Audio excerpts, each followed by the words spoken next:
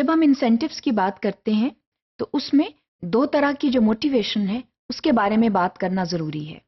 इस सिलसिले में हम पहले इंट्रिंसिक मोटिवेशन की बात करेंगे और फिर एक्सट्रिंसिक मोटिवेशन की बात करेंगे।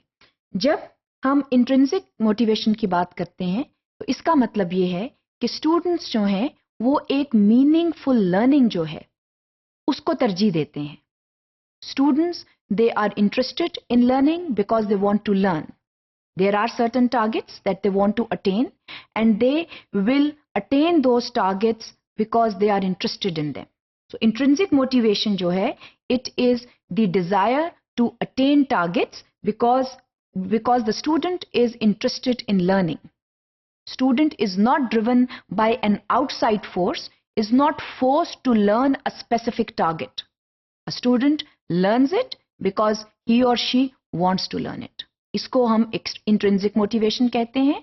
और इंट्रिंसिक मोटिवेशन जो है it is a very important factor in the academic development of students, not only in the academic development but also in the behavioural development of the student. So the art of mastery, attaining mastery in a particular field, that is the ultimate desire for a student, and a student works with full attention towards the development of that skill. That is driven through intrinsic motivation.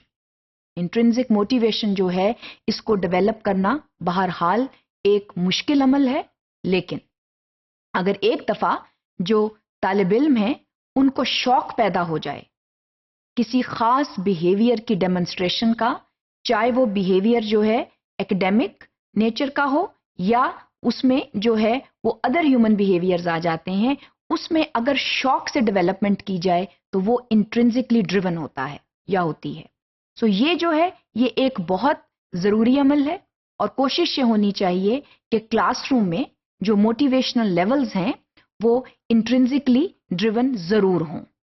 सारे जो motivational levels हैं वो एक्सट्रिंसिकली driven ना हो, जिसके बारे में हम बाद में बात करेंगे। So intrinsic motivation is important and teacher is the biggest source to instil the seeds of intrinsic motivation among students.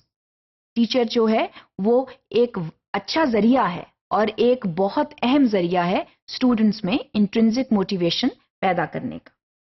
इसके अलावा स्टूडेंट्स जो हैं they are rewarded for showing keen interest in a particular domain.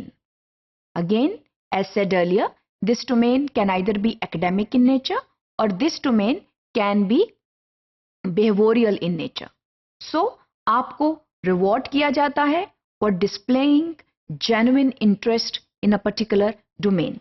That is very important. इसके अलावा जो intrinsically driven rewards होते हैं उनको जो है वो ये देखना चाहिए कि उनका नेचर क्या है, दैट इज वेरी इंपॉर्टेंट।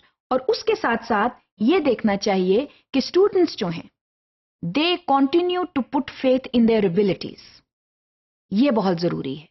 तो वहां पर जो रिवॉर्ड सिस्टम जो हैं वो ज्यादा स्ट्रांग हो जाते हैं जहां ये बात सामने आती है कि स्टूडेंट्स जो हैं they have now started to put faith in their abilities.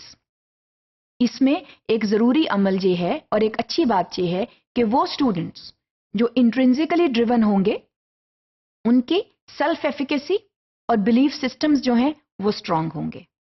और ये जो है ये बहुत जरूरी बात है।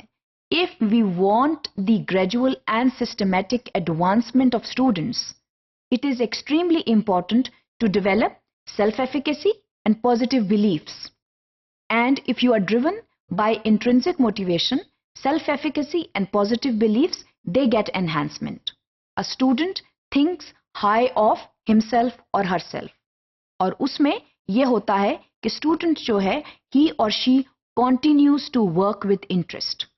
ये जो है intrinsic motivation का कमाल होता है कि student जो है वो खुशी से क्लास में आए, वो क्लास में इसलिए आए क्योंकि वो आना चाहता है या आना चाहती है, वो इसलिए पढ़े क्योंकि वो पढ़ना चाहता है या चाहती है, वो इसलिए अच्छा बिहेवियर डेमोन्स्ट्रेट करे क्योंकि he or she wants to demonstrate the desired behaviors. Now this is driven by intrinsic motivation. So such kind of motivation should be promoted in the classroom and teachers should exhibit such traits in the classroom as to promote this kind of motivation among students.